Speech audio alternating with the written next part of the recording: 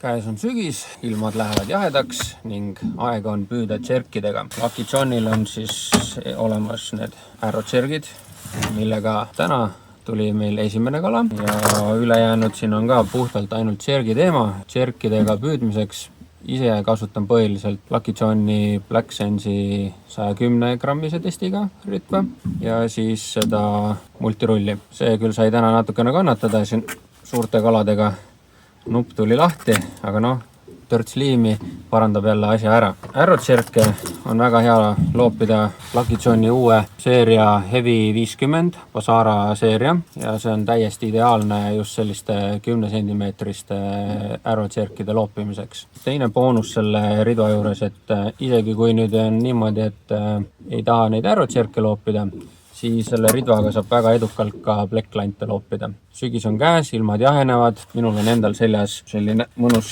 soe riietus, pojal on juba talveriietus seljas, kuigi veel ei peaks isegi olema, aga parem olgu soojad riided, ise soojas, siis peab terve pika päeva vastu. Ja mis meil siis siin on tänase ilusad siuksed mõned kalad ka, viimane just, mis tuli, siputab siin alles.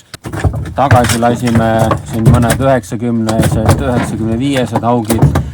Ühe siukse suurema pidime ära ka võtma.